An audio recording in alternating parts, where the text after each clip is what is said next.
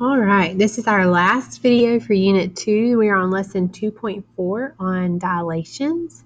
So let's get started. So a dilation is a transformation in which a figure is enlarged or reduced. So that right there should go ahead and let you know that a dilation is not a rigid transformation. So I'm going to make a note of that. Not a rigid transformation. Because remember, a rigid transformation is something that stays the same size and the same shape. Okay, so dilation instead creates what we call similar figures instead of congruent figures. And dilations have something called a scale factor. The scale factor indicates how much the figure will enlarge or reduce. And so we use the variable k to represent scale factor. If your k is greater than 1, your dilation is an enlargement. If it's less than 1, your dilation is a reduction. So I don't love how this is written, less than 1, but also greater than 0. Okay, so if it's like a fraction, it's a reduction. Okay, all right, so let's get started. Here's an example of a dilation. You can see maybe if you started with this one, it got reduced, it got smaller, your scale factor was a fraction between 0 and 1. Or if this was your pre-image, it enlarged, it got bigger, meaning your scale factor was greater than 1. All right, so let's just jump into it. Triangle ABC has these vertices. I've already written them down for you. With a scale factor with k equal 3, list the new coordinates of the dilated image. I like dilations because they are simple. Here's how. All you have to do to dilate an image is multiply the x-coordinate and the y-coordinate by your scale factor. So here goes. If A is negative 5, positive 5, A prime is negative 15, positive 15. We're multiplying by the scale factor. If B is negative 5, 10, B prime is negative 15, 30. If C is 10, 0, then C prime is 30, 0. That's it. All we're doing is multiplying. Okay. All right, let's look at the next one. Example 2.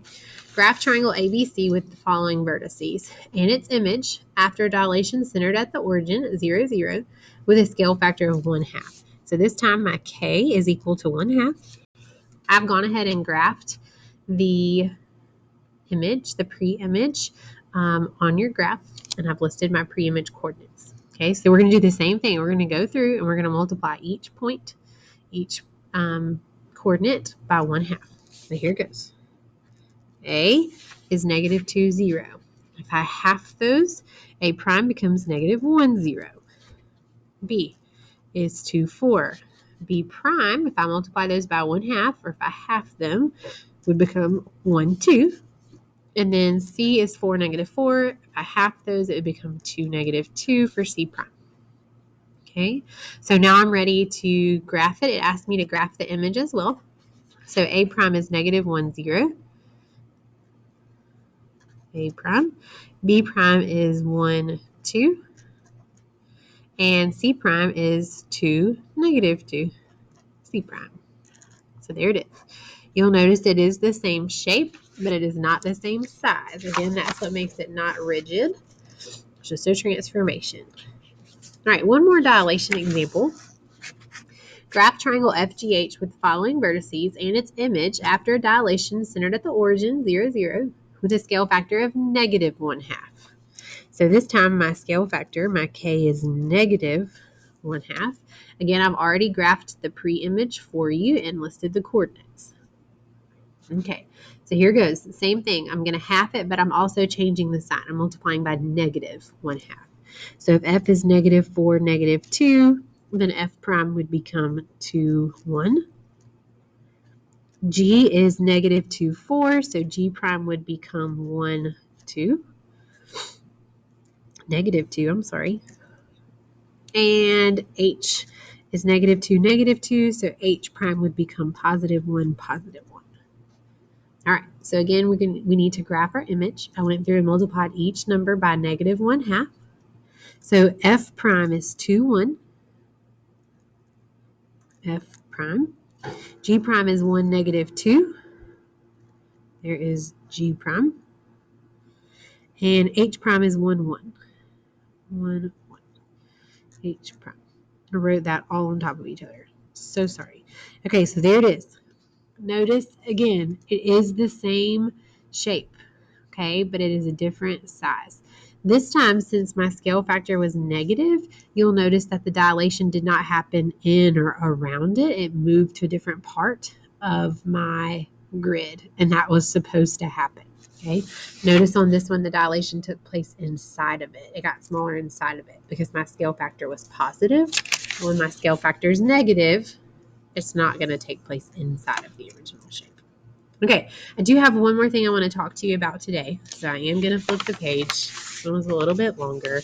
We do want to also talk about composition of transformations. And so basically all you're going to do is you're going to follow the sequence. If I tell you we're doing a composition, I just mean we're going to do multiple transformations to one problem. Okay, so here's your first example. Triangle TRY is translated x minus 4, y minus 3, and then rotated 90 degrees counterclockwise about the origin. Graph and list the new vertices. So it's important that you do it in order. So first it says it's translated. So I'm going to write my translate rule right here. It says x minus 4 and y minus 3. Okay. And then it says it's rotated 90 degrees counterclockwise. I'm going to flip back in my book and find my rotation rule, 90 degrees counterclockwise.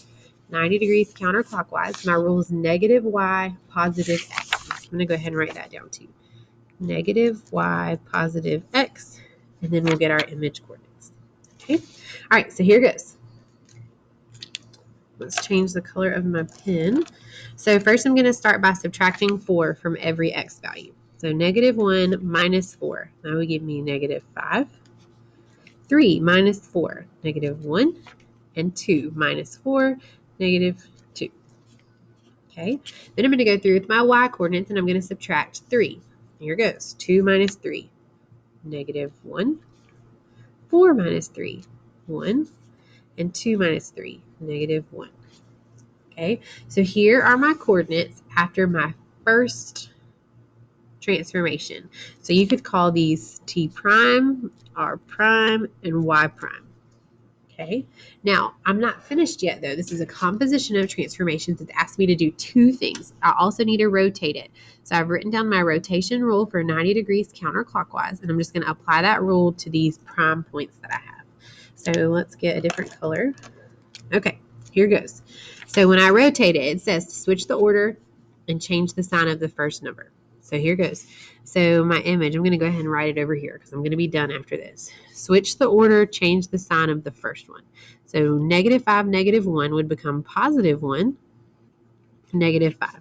Since we've already called this point T prime, your new point is going to be called T double prime. It gets 2 primes because it's the second thing that's happened to the pre-image. All right, let's do it again.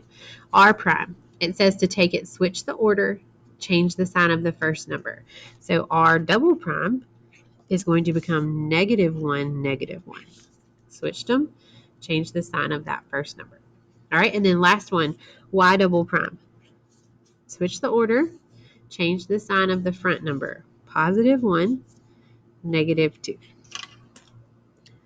Okay, I'm only going to graph my final image. You don't have to graph this one in between. It wasn't important. It wanted us to go from the pre-image to the image. So I am going to graph my image. So T double prime is at 1, negative 5. R double prime is at negative 1, negative 1. And Y double prime is at 1, negative 2. That is my Y double prime. So there it is. So let's ask ourselves this question real quick. If all I did was a translation and a rotation, should this be a rigid transformation? Should it be the same size and the same shape? Well, in a translation, we know everything moves the same distance, same direction.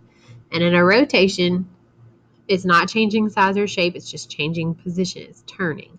So because of that, this is still a rigid transformation. It doesn't change size or shape, it just changes location. Okay, let's do one more composition and then I'll be done for today. So look at your next one. So find the new coordinates of triangle LMN. when rotated 90 degrees clockwise about the origin, and then reflected in the x-axis. So again, I've already written down your pre-image. I'm going to flip back in my book. We're looking for a rotation 90 clockwise. So 90 degrees clockwise rotation. My rule says to do y negative x. So I'm going to write that down, y negative x. And then my reflection in the x-axis. Reflection in the x-axis is x negative y. So x negative y. All right, here goes. Let's get some room. All right, so first I'm going to rotate 90 degrees clockwise because remember I'm going to do the things in the order that it asks me to do it in.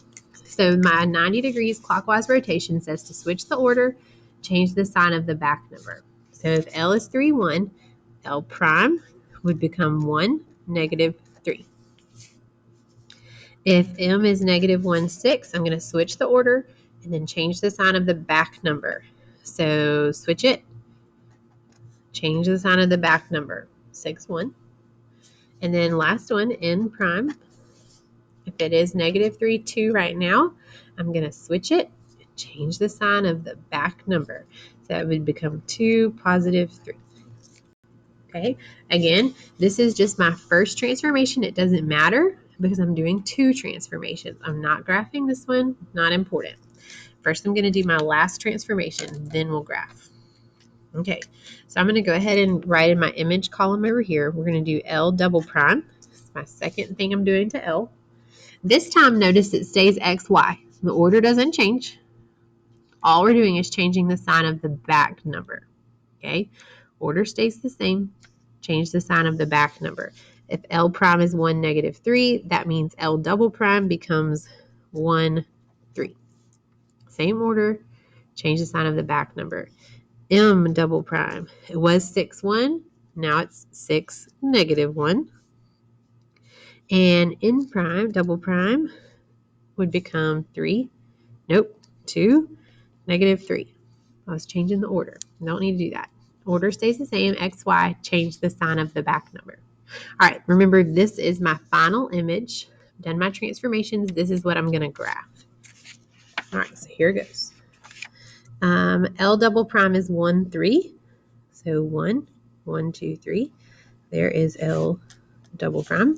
M double prime is 6, negative 1. So 1, 2, 3, 4, 5, 6, negative 1.